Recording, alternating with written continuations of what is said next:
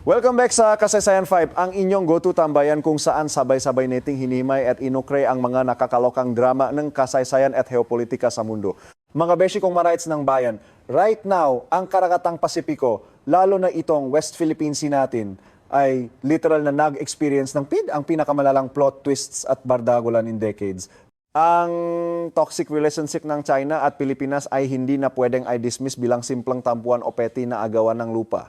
Palevel up na ng palevel up ang historical test na ito. Isang make or break na season finale na magdedesisyon kung may matitira pa ba sa ating soberanya o iyak na lang tayo.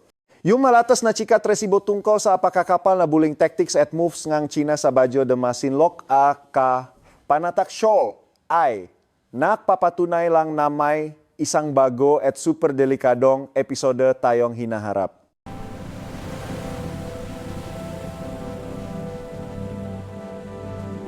Ang episode na ito ay hindi lang mema politics, isa itong literal na atake na sumisira sa kabuhayan at mismong pahinga na ating matatapang na mangingisdang Pinoy na ilang henerasyon nang umasa sa yamang dagat na yan. Saksi ang mismong alat ng tubig na yan sa maresibo nga ating kasaysayan. Kung i-zoom in natin at titingnan ng malapitan ang ganap na ito, supalinaw na ang insidente ay hindi na lang basta ay nakabanggaan by accident ng nga eksena sa dagat. Ito ay isang calculated at pasadboy na systematic strategy ng dahan-dahang pangago, isang galawan kung saan ang pressure ay pilit na dinadagdagan para unti-unting gilingin at ubusin ang soberanya ng ating bansa araw-araw na ginawang Diyos.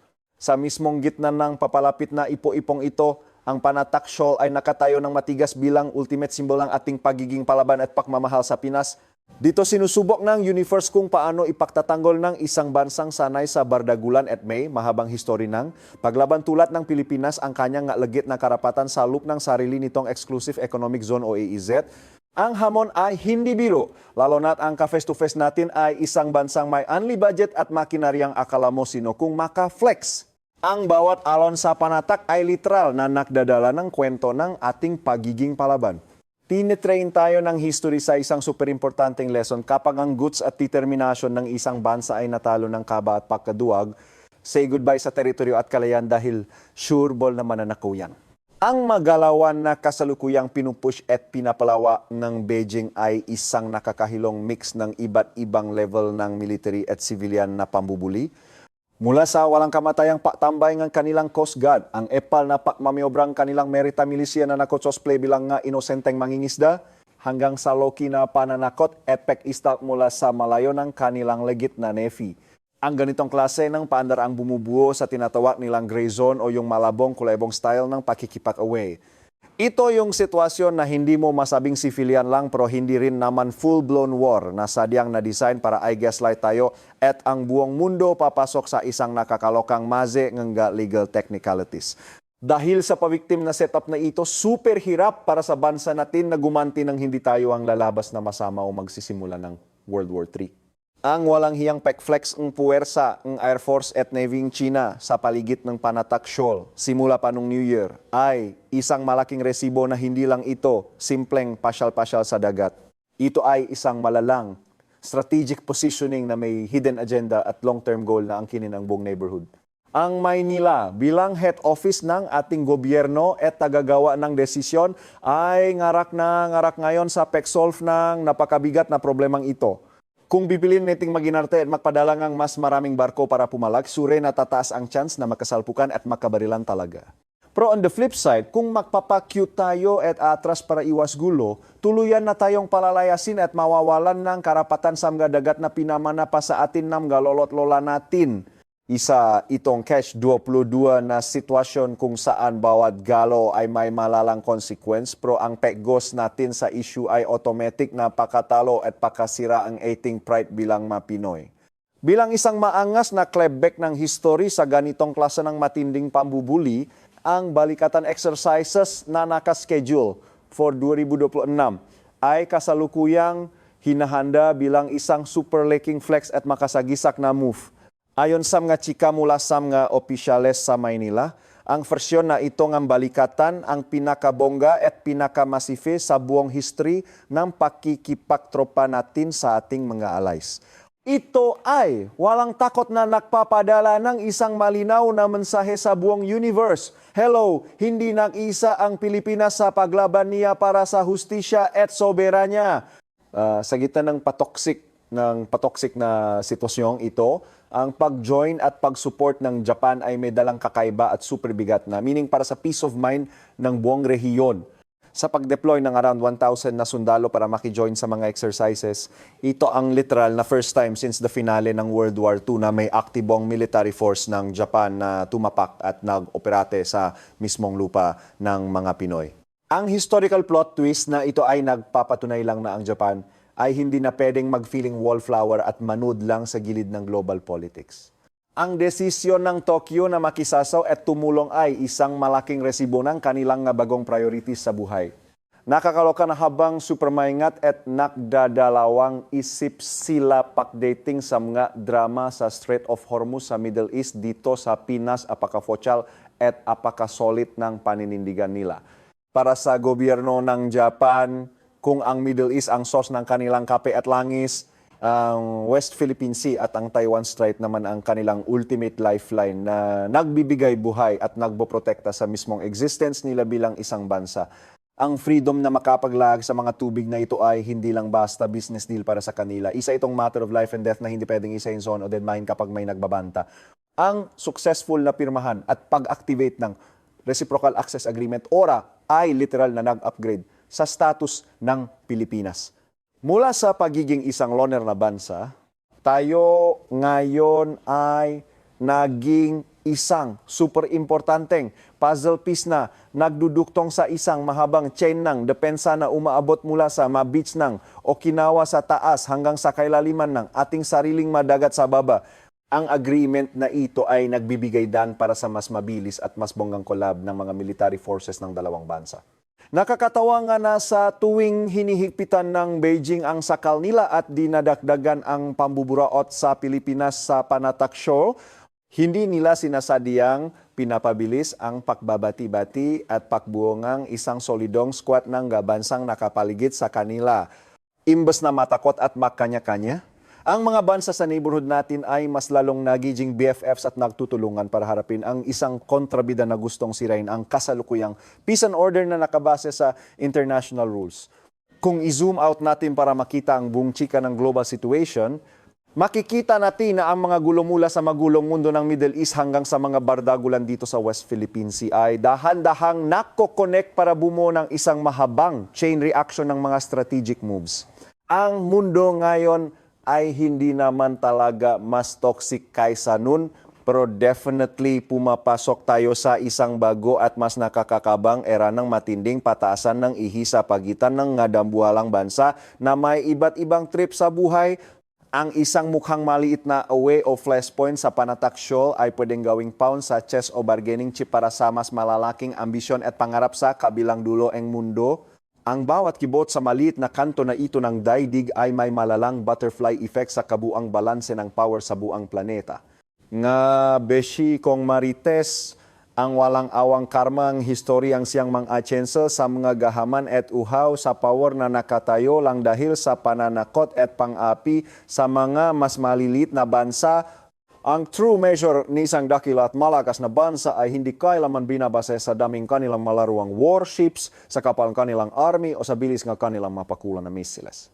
Ang legit na lakas ay nakikita sa kung gaano karaming makapitbahay ang nakaka-feel ng safe, chill at tiwala kapag katabi nila ito. Kung ang power ng isang bansa ay nagdudulot lang ng only stress, kaba, at napipilitan ang kapitbahay na make shopping ng sandata para lang protektahan ang sarili, ang ganyang klaseng power ay isang trash tier na kapangyarihan na walang lugar sa isang sibilisadong society. Isa itong lakas na panirang buhay imbes na nakakabuti.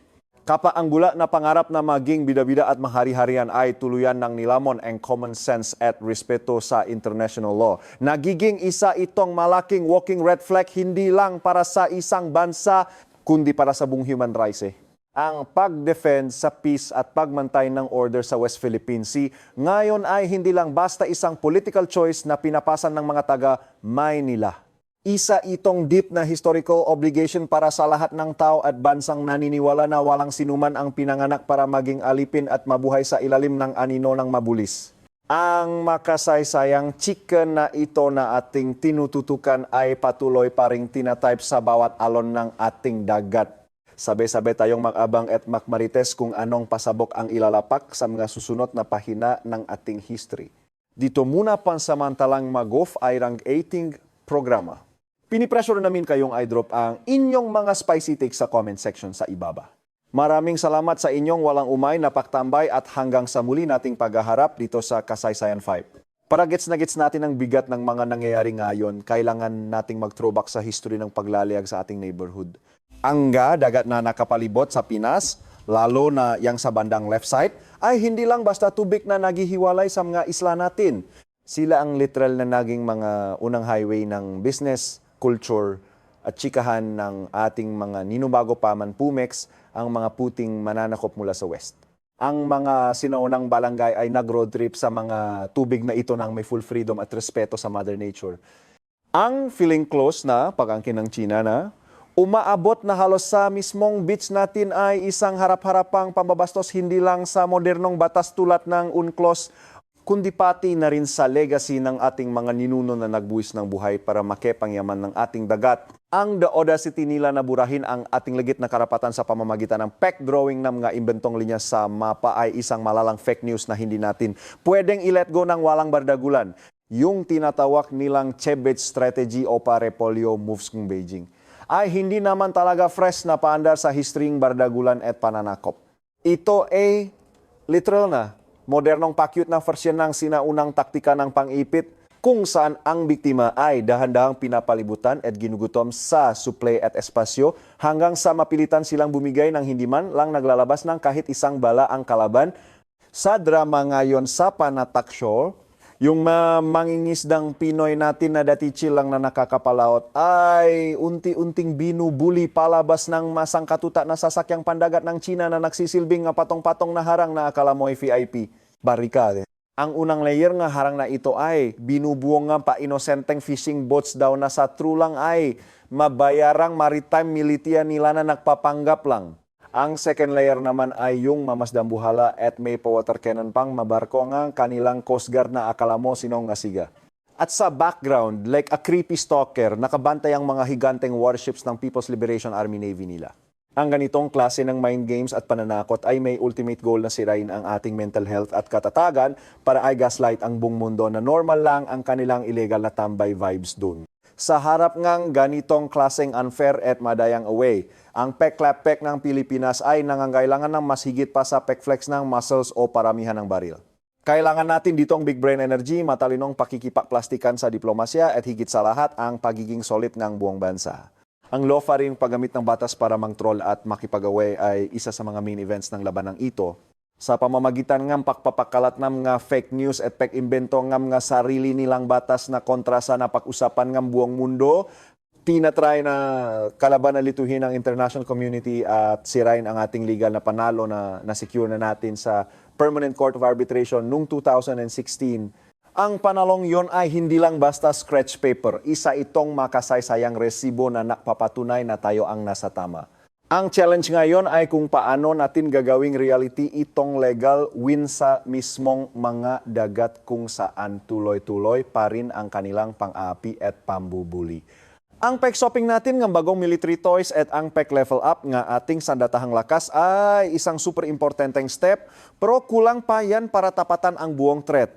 Ang pag-shift ng ating defense vibes mula sa pagiging busy lang sa mga chismis, sa loob ng bansa, papunta sa pag-defend laban, sa mga epal sa labas o external defense ay isang napakalaking character development sa ating national strategy. For the longest time, ang ating mga sundalo ay na-stress sa pahabol sa mga rebelde sa loob ng bansa natin. Ngayon, kailangan nating ibaling ang ating mga mata sa dagat at langit kung saan nakasalalay ang ating future. Ang glow up na ito ay hindi madali at kailangan ng only budget at pesensya, pero isa itong sakripisyong kailangan nating gawin para masiguro na ang next generation ng mga Pinoy ay hindi magiging squatter sa sarili nilang bansa. Ang bawat radar na itinatayo, ang bawat barkong nakpapatrolya ay mga mata at kamay ng ating bansa na nakbabantay para hindi tayo maskam sa ating kalayaan. Sa ganitong sitwasyon, ang pag-ipon ng mga tropa at international BFFs ay mas nagiging crucial kaysa noon. Ang Pilipinas, dahil sa prime real estate location nito sa gilid ng Karagatang Pasipiko, ay laging nagiging center of attraction ng mga geopolitical na padyanasa ng mga malalaking bansa. Ang history natin ay puno ng episodes kung saan tayo ang ginawang boxing ring ng ibang lahi. Pero sa era na ito, may chance na tayong gamitin ang ating location bilang ultimate flex. Sa pamamagitan pagbuang isang web of alliances o tropahan kasama ang bansang ka-vibes natin sa demokrasya at malayang pek road trip sa dagat tulad ng US, Japan at Australia, nagagawa nating palakasin ang ating bosses at power. Ang point ng mga squad na ito ay hindi para mag-start ng away, kundi para pigilan ito sa pamamagitan ng peg-flex ng isang solid at nakakaisang tropa na magpapapraning sa sinumang may balak gumamit ng dahas para sirain ang peace and order. Ang military exercise na balikatan na galing sa Tagalog word na literal na tulong-tulong nga sis ay higit pa sa isang pa-showcase ng mga bagong barrel at moves. Ito ay isang buhay na resibo ng 18 Mutual Defense Treaty sa US na nag-start pa nung mga unang taon after World War II. Sa paglipas panahon, nag-evolve ang balikatan mula sa mga basic na drills para sa bagyo at paghuli sa mga terorista papunta sa mas heavy na mga eksena ng pagdefend ng teritoryo at pagblock sa mga EPAL mula sa labas, ang pagpapalaki ng event at pagdami ng mga attend sa mga susunod na taon, kasama na ang pag-flex ng mga high-tech na laruan tulad ng HIMARS at mga modernong fighter jets, ay napapakita na ang tropahan natin ay nakikisabay sa mabilis na pagbabago ng mood sa rehiyon, ang bawat putok ng baril at paglipad ng eroplano. Sa mga training na ito ay may kasamang message na ready kami. Subukan niyo lang ngayon, ichika naman natin ang makasaysayang character arc ng Japan sa drama na ito para sa maraming Pinoy. Ang trauma ngang World War II at ang malalang pananakop ngang Hapon ay isang deep na sugat na hindi basta-basta nakakalimutan ng ating bansa.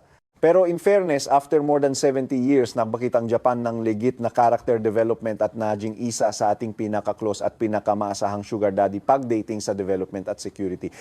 Ang glow up ng Japan mula sa pagiging isang war freak na imperyo papunta sa isang bansang papisi na lang at sumusunod sa rules ay isa sa mga pinaka-iconic na plot twist sa modern history. Ang current move nila na palakasin ang kanilang military at mag-join forces sa labas ng bansa nila ay hindi dahil gusto nilang ibalik ang lumang imperialismo, kundi dahil kailangan na talaga nilang protektahan ang sarili nila at ang mga tropa nila laban sa isang bagong feeling hari sa Asia. Ang Constitution ng Japan, specifically yung Article 9 na nagbabawal sa kanila na makipaggiyera, ay matagal nang naging excuse nila para umiwas sa gulo.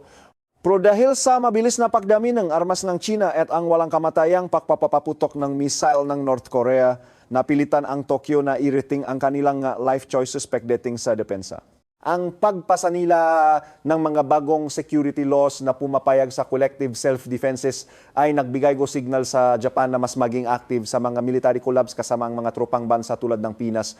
Ang Reciprocal Access Agreement, RAA, literal na anak ng character development na ito.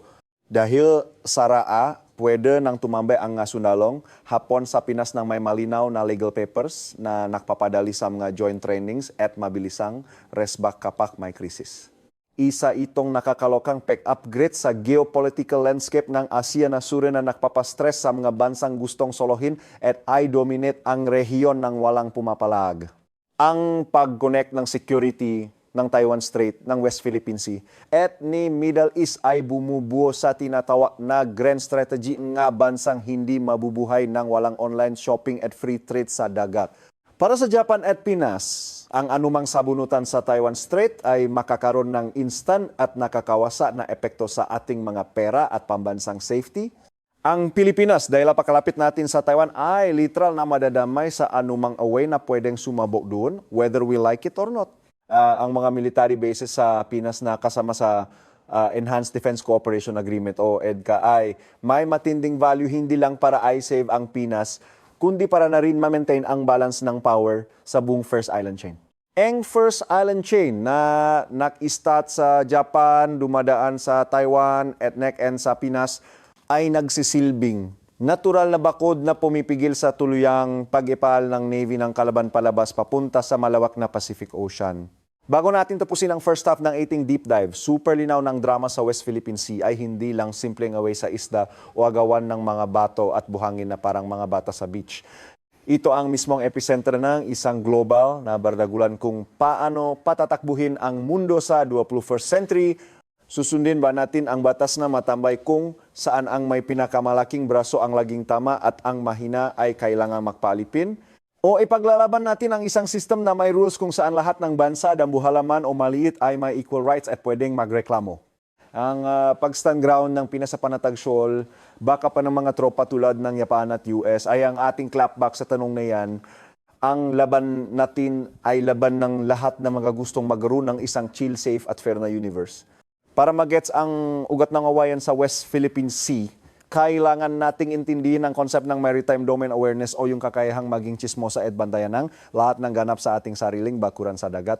For the longest time, ang Pinas ay nagdusa sa pagiging broke at walang pambili ng mga high-tech na radar, spy planes at mga barkong kayang mag-overtime sa pagbabantay sa malalayong part ng ating EEZ. Ang pagiging bula natin na ito ay sinamantala ng epal na dayuhan para dahan-dahang pasukin at ice squat ang importanteng bahura ng hindi natin agad nahuhuli. Ngayon, thanks sa mga agreements at pag-share ng tech at chika ng ating mga allied countries, unti-unti na tayong nagkakaroon ng HD vision at pandinig sa ating dagat. Ang pag-level up ng ating maritime domain awareness ay ang step 1 para ma-defend natin ng tama ang ating teritoryo. Hindi mo nga naman ma-defend ang isang bagay na hindi mo nakikita, di ba? Silipin naman natin ang mind games ng labanang ito. Ang walang tigil na pambubuli sa ating mga mangingisda at ang mga buwis buhay na singit-singit laban sa ating mga barko ng Philippine Coast Guard at BFAR ay sadyang plinano para ma-feel natin na wala na tayong pag-asa at magpanik ang mga Pinoy. Ang endgame ng kalaban ay i-brainwash ang ating mga tao at gobyerno na useless ang pumalag at ang best move na lang ay magpa-under sa kanila kapalit ng mga pangakong pera at projects na madalas naman ay puro drawing lang.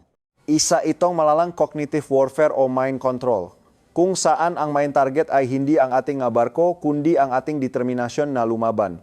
Kaya naman, ang bawat successful na delivery ng Jollibee resupply sa Ayungin Shoal at ang bawat resibong nilalabas ng ating mga reporters na sumasama sa patrolya ay mga panalo, hindi lang sa dagat, kundi pati na rin sa labanan para sa katotohanan laban sa fake news. Pagdating sa pera, ang epekto kapag nawalan tayo ng kontrol sa ating exclusive economic zone ay super lala at may long-term na damage.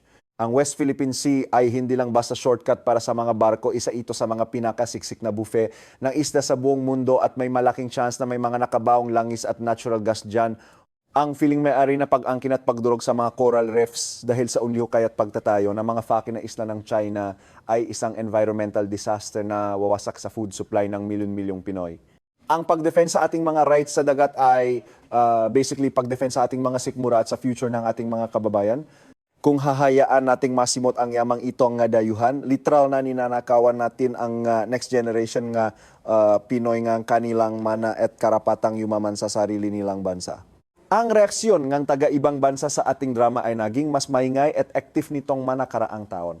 Ang PEC visit ng VIPs mula sa Europe, plus ang PEC-send nila ng kanilang warships para make road trip at make flex, ng Freedom of Navigation Operations o FONOPS sa rehiyon, ay nagpapakita na ang chika sa South China Sea ay hindi na lang away kapitbahay kundi isang global trending topic. Gets nga bansang ito nakapakinayaan nilang mambastos ang isang bansa sa UNCLOS ng walang karma, magseset ito ng pangit na trend na pwedeng kopyahin ng iba pang mabulis sa mundo. Ang PEC joint forces ng mabansa sa West at Asia para i-back up ang Pinas ay nagbibigay sa atin ng super laking clout sa diplomasya. Pinapatunayan nito na ang soft power at ang pagiging nasa tama ay pwedeng maging kasing lakas ng naglalakihang barkong pandigma sa international stage. Kahit na super helpful ang support ng mga international friends natin, dapat nating laging ay keep in mind na at the end of the day, ang trabahong isave ang bansa natin ay nakasalalay pa rin sa ating sariling mga kamay. Ang tropahan ay nagbibigay lang ng buff, pero hindi ito pwedeng ipalit sa sarili nating lakas at pejiging ready. Ang concept ng self-reliant defense posture o yung kaya mong ipagtanggol ang sarili mong muka ay dapat maging main goal ng ating pag-upgrade. Ibig sabihin nito, kailangan nating i-level up ang sarili nating paggawa ng armas, mag-isip nga mga out of the box na strategies at i-hype ang pagmamahal sa bayan sa ating mga Gen Z at millennials. Ang isang bansang puro asa lang sa ayuda, ang iba ay laging magiging weak at madaling mamanipulate.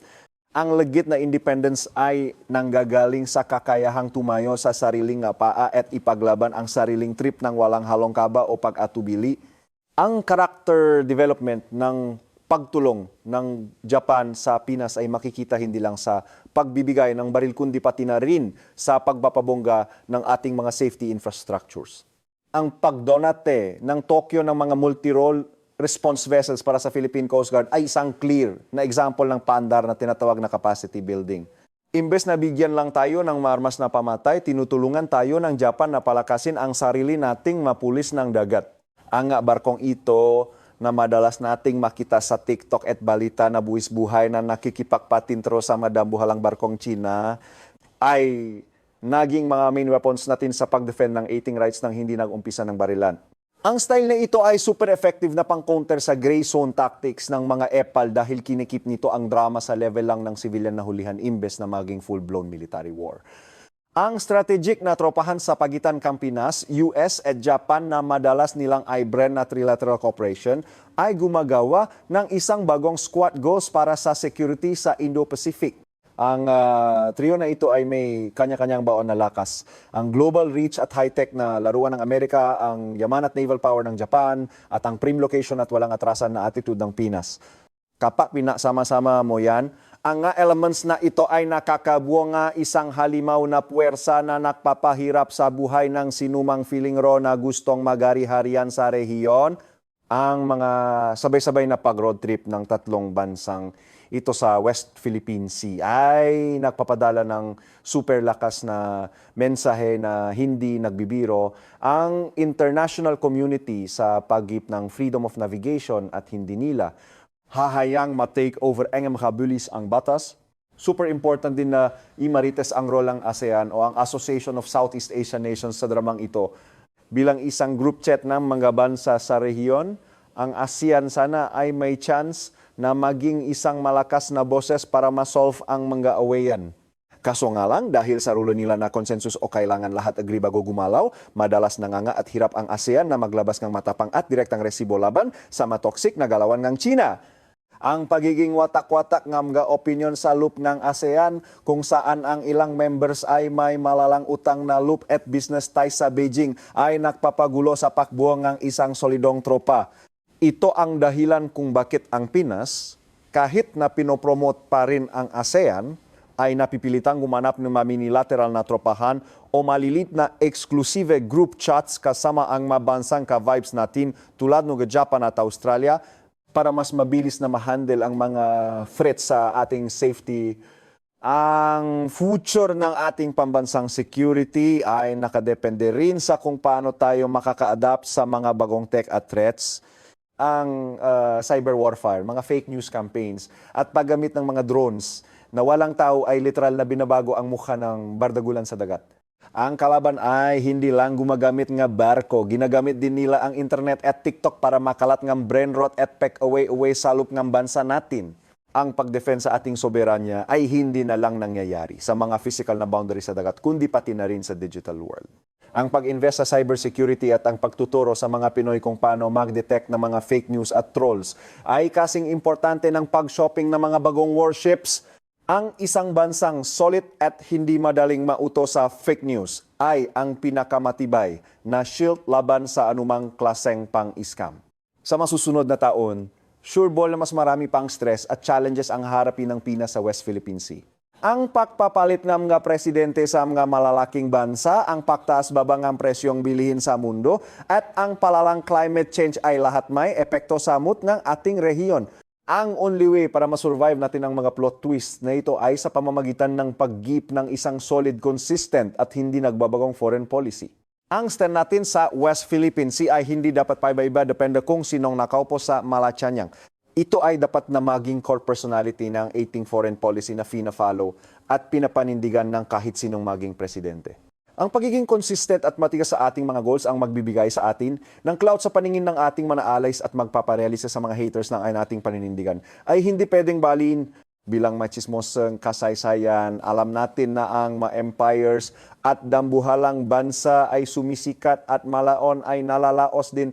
Ang kasalukuyang pambubuli na nakikita natin ay baka part lang ng isang mas malaking cycle ng history. Pero ang hindi nag-iba ay ang need ng mga bansa na ipaglaban ang kanilang freedom at pride.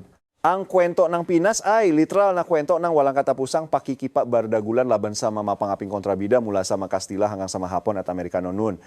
Sa bawat season ng 18 history, laging nakakahanap ng energy ang mga Pinoy para bumanggon at lumaban.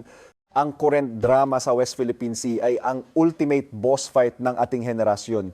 Ito na ang chance natin para i-proven na deserve natin ang kalayang pinahirapan ng ating mga bayani. Ang pag-appreciate sa ating military history ay nagbibigay sa atin ng mga spoilers kung paano natin dapat harapin ang future.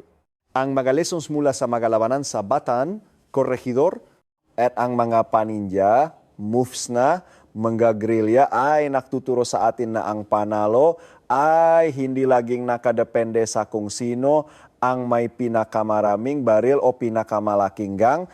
Madalas, ang hindi makancel na fighting spirit, ang pagiging madiskarte kahit walang budget, at ang deep na paniniwala na nasa tama tayo ang nagiging cheat code para malakpasan ang mukhang imposibleng challenges. Sa kontekst ng ating modernong bardagulan sa dagat, ang spirit na ito ay kitang-kita sa the audacity ng ating mga Coast Guard na harapin ang mga water cannons, sa mga mangingisda na tuloy pa rin sa paghuli ng isda kahit tinatretan, at sa mga diplomats na walang tulog na nakikipagdebate sa mga international forums. Ang power ng education at pagpapakalat, NG Tamang Chika, ay hindi dapat i-underestimate sa labanang ito. Para makip ang hype at support ng mga tao para sa ating mga goal sa West Philippine Sea, kailangan ng bawat Pinoy, mula sa mga students hanggang sa mga tambay sa kanto, ay magets kung bakit super important ang isyong ito. Ang kasaysayan vibe at ang mga katulad na pages ay may trabaho na.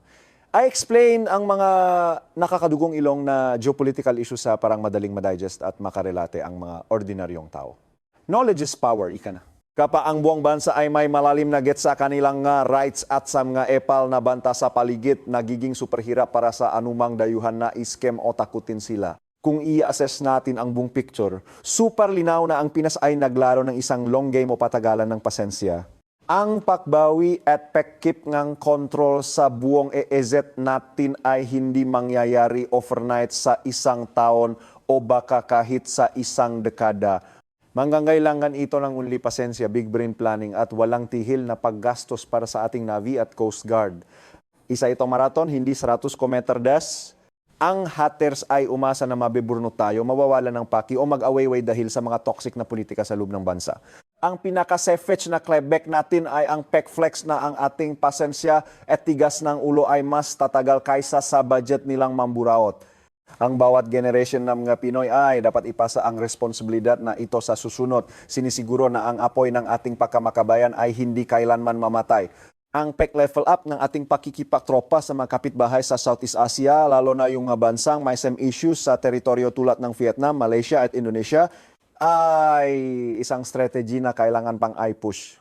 Kahit na may mga slight na agawan din tayo sa ilan sa kanila, ang pag-handle sa mga way na yan sa chill at legal na paraan ay nagpapakita ng malaking sampal sa agresibong style ng China. Ang pagbuo ng isang code of conduct sa pagitan ng mga bansang ito, kahit hindi na isali ang Beijing, ay pwedeng maging solid na blueprint para sa pagmanage ng rehiyon. Ang pagiging united kahit may differences ay ang true essence ng ASEAN at pwedeng maging pinakamakapal na shield laban sa mga ipal sa labas na gustong pag-away-awayin tayo. Habang palapit na tayo sa ending ng ating deep dive, gusto kong balikan yung point tungkol sa lagit na meaning ng power. Ang isang bansang nagfe-feeling leader ng mundo ay dapat mag-lead by example, rumespeto sa boundaries ng iba at mag-promote ng peace at yaman para sa lahat. Ang paggamit ng dahas, pananakot at pambabastos sa mga international agreements ay mga red flags ng isang power na nakabase sa insecurity at takot, hindi sa tunay na lakas. Ang history ay punong-punong nga resibong nga empires na nabankrupt at bumaksak dahil sa pagiging masyadong gahaman at kawalan ngang kakayahang makuha ang respeto ngang kanilang nga kapitbahay. Ang pat ng pagiging bully ay laging nauwi sa pagkakancel at pagbagsak. On the flip side, ang stand ng Pinas na nakaback up sa international law at sa awa ng malayang mundo ay nagre-represent ng moral high ground o yung pagiging nasa tama. Isa itong super liking flex sa diplomasya na hindi mabibili ng kahit anong halaga ng pera o armas ng kalaban. Ang pagiging nasa tama ay nagbibigay sa atin ng kapal ng mukha at tapang para ituloy ang laban kahit na feeling natin ay dahado tayo. Ito rin ang nagiging peg ng ibang maliliit na bansa para tumayo at ipaglaban din ang sarili nilang mga rights. Ang Pinas, sa pamamagitan ng pagiging matigas natin sa West Philippine Sea, ay nagiging ultimate influencer ng pag-asa para sa lahat ng malilit na bansa na binubuli ng kanilang nga higanteng kapitbahay. Ang pagbabalik nga tropang Hapon sa ating nga beach, hindi bilang nga mananakop, kundi bilang nga tropa at kaalyado sa ilalim ng balikatan at raa, ay isang malaking resibo ngang power ng pag-move on at pagpapatawat para gumawa ng mas magandang future. Pinapalala nito sa atin na ang mga dating mag-away ay pwedeng maging mag-BFFs kung pareho nilang yayakapin ang mga vibes ng peace at mutual respect. Ang squad na ito kasama ang US at iba pang tropa ay hindi ginawa para mag-start ng bagong Cold War, kundi para i-block ang pagsabog ng isang ligit at nakakawasak na giyera sa ating neighborhood. Ang pagiging ready sa giyera sa pamamagitan ng pag-upgrade, ngang eting depensa at pagpapatibay, ngang eting nga tropahan ay madalas na ang pinaka-effective na hack para ma-maintain ang peace. Mga kababayan, ang West Philippine Sea ay hindi lang basta malaking swimming pool na puno ng isda at langis. Ito ay literal na part ng ating pagka-Pinoy, isang mana na binigay sa atin ng universe at ng ating mga ninuno. Ang pag-defend dito ay hindi lang basta required by law kundi isang sacred na duty natin. Ang bawat Pinoy ay may karakter na pwedeng gampanan sa labang ito.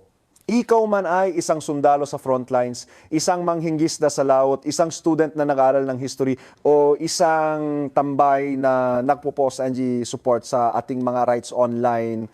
Ang lakas ng ating bansa ay galing sa ating pagiging solid at sa ating walang kamatayang pagmamahal sa Pinas.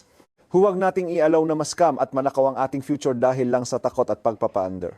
Habang patuloy tayong nakamonitor at nakmamarites sa mga nakakalokang plot twist ng geopolitical landscape na ito, asahan ninyong ang Kasaysayan 5 ay laging nakatambay dito para maklapak ng malalim, walang kinikilingan at makasaysayang chika sa maganap na humuhubok sa ating bansa at sa buong universe. Ang kasaysayan ay hindi lang basta boring na listahan ng mga nangyari noon. Isa itong literal na cheat sheet para sa ating future. Sabay-sabay nating harapin ang mapaepal na hamon ng ating panahon ng may tapang, talino at pek-asang hindi kayang i-cancel ng kahit sino. Maraming salamat sa inyong pag-aksay ng oras para samahan kami sa super deep na bardagulang ito. Inaanyayahan namin kayong i-drop ang inyong mahanash at reaksyon sa comment section sa ibaba at parang awan niyo na, huwag kalimutang mag-subscribe para sa mas marami pang chika videos tungkol sa ating makulay na history at current events sa geopolitika. Mabuhay ang Pilipinas at mabuhay ang ating malayang karagatan na walang pwedeng umangkin, priyot. Hanggang sa susunod nating pakikita mabesh, ito ang Kasaysayan Vibe signing off at nagpapaalam.